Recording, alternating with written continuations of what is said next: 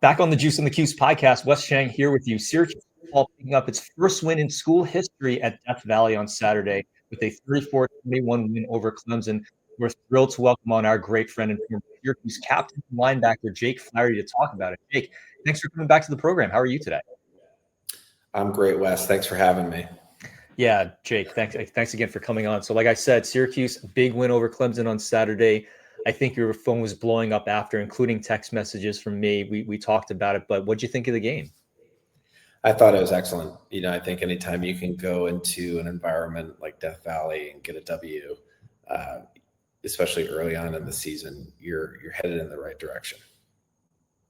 So again, you're a linebacker at Syracuse. You're a legacy recruit. Orange runs in your blood. What's the buzz like among your Syracuse football alumni network? Yeah, so I'm still involved with the alumni network, and people are just excited. I think they really look forward to just a chance to get together. I'm going back up to Cuse in the fall to see them play Pittsburgh, and I think people are just a little bit more excited because they have something to look forward to. And we've certainly had our share of seasons where that wasn't always the case, but really just I think everyone's very enthusiastic and optimistic about where Coach Brown is leading the program. So, Jake, earlier on Monday, Syracuse was fined $25,000 or issued a public reprimand for allegedly faking injuries to slow down Clemson in the fourth quarter. Was that a thing when you were playing? And what do you think when you see something like this? It wasn't a thing when we were playing. I can't recall a time that we ever relied on that.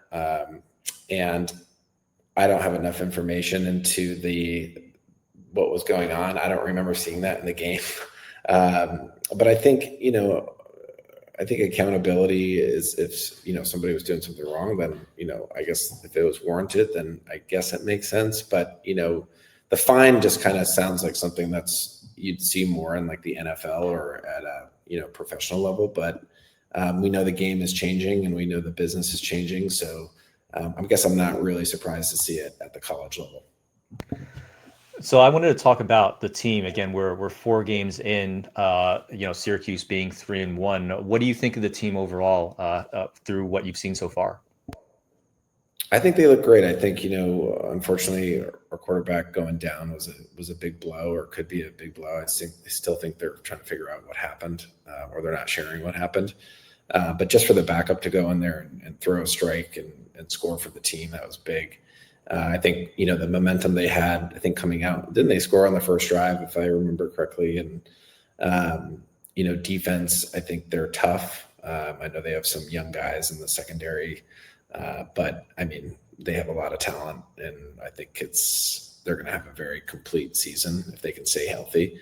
And I think, I definitely, we're looking at 8 wins, in my opinion, at least, maybe 9 with a bowl win. And, I'm excited and optimistic. So I wanted to ask you about that defense then, because again, you mentioned a lot of young guys in the secondary. There's a lot of young guys in the linebacking core, which I know a thing or two about. A guy like Antoine Delorier or other guys in the backfield, specifically with the linebackers. What are you seeing there?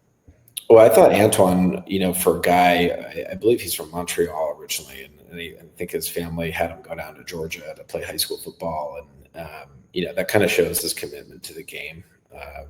Shows his commitment to his craft, and for him to step up as a true freshman and make some big plays. This is a couple games ago, home game, where he broke up 2 passes in a row, I think. And just for him to come in as a true freshman and make that kind of contribution, and you look at the guy and he looks like he's going to be playing on Sundays for sure. The first thing that came to mind was Latimer from the program. I'm not going to lie. For him to step in the field and understand the defense that quickly, I think that's a big deal. Jake, earlier you mentioned 8 wins, maybe 9 wins if you count the bowl game. What is it about this team that makes it look like a bowl team to you? Well, they can score points. So, we've had defenses in the past, but, sometimes we've been held up by just, lack of points on offense.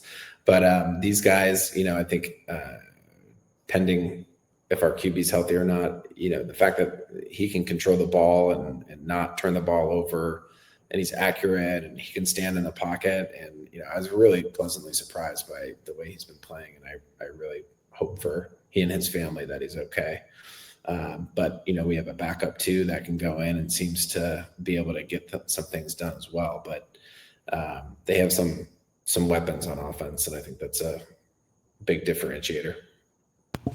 So Jake, I want to get you out of here on this one. Big changes in your professional career since we last spoke. Tell us about your new role at Zest AI. Yeah, so pretty big. I'm still in the same industry, still selling AI, and basically our mission is to broaden access to equitable lending opportunities. And basically what we're saying is a lot of these national scoring models like FICO when it comes to consumer lending. So basically applying for credit cards, auto loans, personal loans. Everybody in the United States is scored the same on these national models. And we're just saying, hey, these national models aren't really reflective of the specific geographies where these people are applying for loans. So what Zest AI does is use machine learning, so a totally different type of math. Whereas FICOs leverage logistic regression, we use machine learning to capture more data points on a borrower and basically replace your bad borrowers with good borrowers, and make sure that you're saying no to any folks that could be delinquent down the line. But more importantly, we're allowing you to say yes to more applications and eliminating biasness in the process. Well, speaking of saying yes, we are always saying yes to having you on the program, Jake. Thank you as always. Again, our great friend, former Syracuse captain and linebacker, Jake Flaherty. We appreciate the time as always. We'll catch up with you soon. My pleasure. Thank you.